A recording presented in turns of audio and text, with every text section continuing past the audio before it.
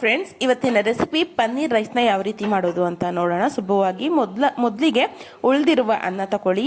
ಹಾಗೆ ಸ್ವಲ್ಪ ಪನ್ನೀರು, ಒಂದು ಈರುಳ್ಳಿ, ಕೊತ್ತಂಬರಿ ಸ್ವಲ್ಪ ಬಟಾಣಿ ಬೇಕಿದ್ರೆ ಹಾಕೊಳ್ಳಿ. ರುಚಿಗೆ ತಕ್ಕಷ್ಟು ಉಪ್ಪು, ಖಾರಕ್ಕೆ ಅನುಗುಣವಾಗಿ ಹಸಿಮೆಣಸಿನ್ಕಾಯಿ, ಅರ್ಧ ದಪ್ಪಮೆಣಸಿನ್ಕಾಯಿ, ಸ್ವಲ್ಪ ಕರಿಬೇವಿನ ಸೊಪ್ಪು, ಹಾಗೆ ಕಾಲು ಭಾಗದಷ್ಟು ಎಲೆಕೋಸು, ಶುಂಠಿ ಬೆಳ್ಳುಳ್ಳಿ ಪೇಸ್ಟು, ಅಚ್ಚ ಖಾರದ ಪುಡಿ, ಬೇಕಿದ್ರೆ ಮ್ಯಾಗಿ ಮಸಾಲ, ಇಲ್ಲ ಸ್ಕಿಪ್ಪು, ಗರಂ ಮಸಾಲ, ಹಾಗೆ ಸ್ವಲ್ಪ ಮೆಣಸಿನ ಪೌಡ್ರ್ ಹಾಕೊಳ್ಳಿ.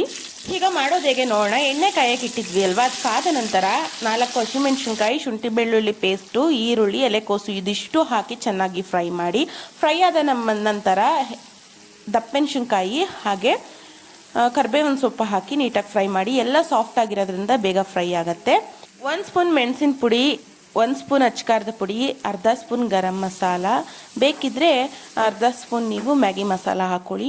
ಅದಷ್ಟು ಹಾಕಿ ಚೆನ್ನಾಗಿ ಫ್ರೈ ಮಾಡಿ. ಇಲ್ಲಿ ಅನ್ನ ಇರುತ್ತಲ್ವ, ಅದಕ್ಕೆ ಮೇಲೆ ಸ್ವಲ್ಪ ಕೊತ್ತಂಬರಿ ಸೊಪ್ಪು ಹಾಕೊಳ್ಳಿ. ಈಗ ಪನ್ನೀರು ಬೇಗ ಸಾಫ್ಟ್ ಆಗುತ್ತೆ. ಪನ್ನೀರ್ ಹಾಕಿ ಒಂದೇ 1 ನಿಮಿಷ ಫ್ರೈ ಮಾಡಿ, ಸ್ವಲ್ಪ ಉಪ್ಪು ಖಾರ ಹಿಡಿಲಿ ಅಂತ. ಇವಾಗ ಫ್ರೈ ಆಗಿದೆ. ಇವಾಗ ಅನ್ನಕ್ಕೆ ಆ ಮಸಾಲೆನ ಮಿಕ್ಸ್ ಮಾಡ್ಕೊಳ್ಳಿ. ಇದನ್ನು ಬಿಸಿನಾರು ಮಾಡ್ಕೋಬಹುದು, ಹಾಗೆ ಯಾರು ತಿನ್ಬೋದು. ತುಂಬ ಟೇಸ್ಟಾಗಿರುತ್ತೆ. ಹೆಲ್ತಿಯಾಗಿರುವ ಸುಲಭವಾದ ಒಂದು ಸಿಂಪಲ್ ರೆಸಿಪಿ ಅಂತ ಹೇಳ್ಬಹುದು. ತುಂಬ ಚೆನ್ನಾಗಿರುತ್ತೆ. ಟ್ರೈ ಮಾಡಿ. ಈ ರೆಸಿಪಿ ನಿಮ್ಗೆ ಇಷ್ಟ ಆಗಿದ್ರೆ ಲೈಕ್, ಶೇರ್, ಕಮೆಂಟ್ಸ್ ಮಾಡಿ, ಸಬ್ಸ್ಕ್ರೈಬ್ ಮಾಡಿ. Thank you for watching.